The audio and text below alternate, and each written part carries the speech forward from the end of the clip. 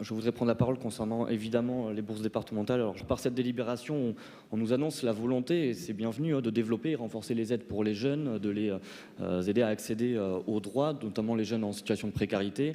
Et puis, deuxième alinéa de cette délibération, c'est effectivement l'abrogation des bourses départementales de l'enseignement supérieur, c'est-à-dire les bourses ordinaires et les bourses de mobilité internationale. Alors, quand on a lu cette délibération, et pour reprendre vos propos, Monsieur le Président, il y a encore 30 minutes, nous étions anéantis. On ne comprend pas comment, dans cette situation de crise actuelle, qui n'épargne pas nos jeunes, ni en France, mais pas non plus dans notre département, on peut viser à supprimer un dispositif qui donc est évalué à 90 € en moyenne par jeune.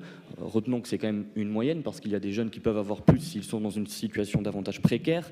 En 2022, c'était 2205 jeunes qui bénéficiaient de 196 €. 196 €, c'est pas rien, c'est 2 mois de courses, c'est 6 mois d'abonnement téléphonique, c'est 2 places de concert. Enfin, c'est quand même, c'est pas des montants dérisoires, et on comprend mal comment aujourd'hui on peut aller vers une suppression de ces bourses départementales, sachant que dans le même temps, alors on nous parle du fonds d'aide aux jeunes, mais qu'est-ce que ça représente comme aide? Combien de jeunes seront concernés? Quelles sont les conditions, etc. Alors, on nous a parlé aussi la semaine dernière en commission des banques alimentaires. Alors je pense que ça n'est pas vraiment un débat, parce que personne ici ne peut se satisfaire, et je pense que personne ici ne se satisfait de voir nos jeunes en France et aussi dans ce département faire la queue pour pouvoir se nourrir, faire la queue dans les banques alimentaires, devoir faire appel aux dons alimentaires. C'est révélateur de la crise qui nous touche aujourd'hui et qui touche les jeunes.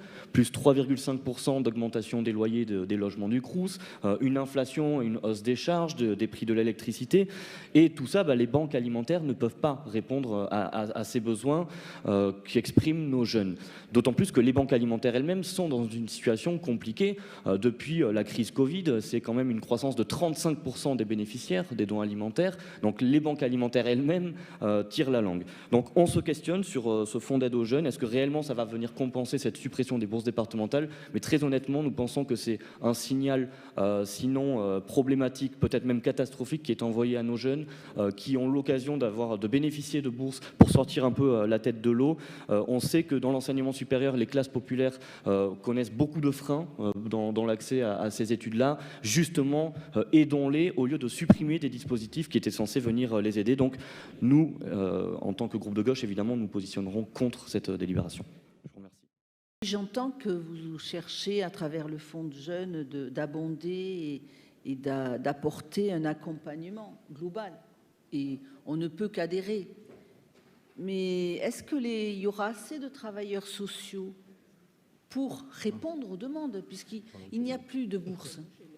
Donc ces personnes-là vont venir rencontrer les travailleurs sociaux, et nous savons les uns les autres que les travailleurs sociaux sont saturés parce qu'il y a des demandes sociales de plus en plus importantes. Ça nécessite des moyens. Donc quand vous avez pensé et que vous avez fait ce choix-là, je pense que vous avez prévu des moyens humains supplémentaires pour répondre d'une manière réactive aux jeunes. Première question. Deuxième question, les bourses, ce n'est pas automatiquement des jeunes qui vont faire leur étude supérieure dans le département. Donc, ils ne vont pas avoir les bourses du département des Pyrénées-Atlantiques, mais ils vont aller dans un autre département. Ils peuvent aller sur Bordeaux ou sur Mont-de-Marsan, parce qu'il y a aussi l'université, mais ils n'auront pas accès à ce même dispositif.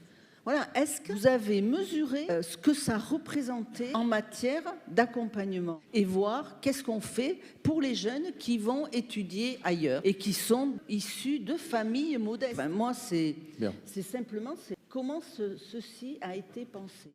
Je connais très bien le fonds d'aide aux jeunes. Justement, j'ai essayé de nous apporter des précisions, des certitudes quant à la capacité à ce fonds-là à compenser la perte. C'est quand même 2505 jeunes qui étaient concernés en 2022 par ces bourses départementales, donc compenser la perte de ces aides-là, des chiffres concrets, combien de jeunes, combien d'aides, sous quelles conditions, etc. Bon, ces réponses pour l'instant, on ne les a pas, peut-être qu'on les aura rapidement. Je crois que nos inquiétudes ne sont pas non plus totalement imaginaires. Cette suppression des bourses, c'est faite par souci d'économie. Enfin, c'est ses propres termes. Donc effectivement, ça ne peut que nourrir nos inquiétudes. Quand vous parlez du fait qu'on puisse faire appel à l'émotion, tout simplement, en fait, on fait appel à la réalité, on rappelle des réalités. Et si ça vous dérange, franchement, j'en suis confus, mais on ne peut pas aborder des questions de précarité étudiante ou des questions de protection de l'enfance sans faire appel aussi à la réalité du terrain, à ce qu'on constate. Enfin, je travaille à la faculté, je vois mes étudiants et je vois leurs difficultés. Donc je suis un peu obligé de faire appel à ces réalités-là. Et j'en terminerai par vous dire que je ne crois pas qu'il soit question de se disperser, mais il est question de réinjecter nos moyens vers les urgences absolues. Et l'urgence de la jeunesse est une urgence absolue.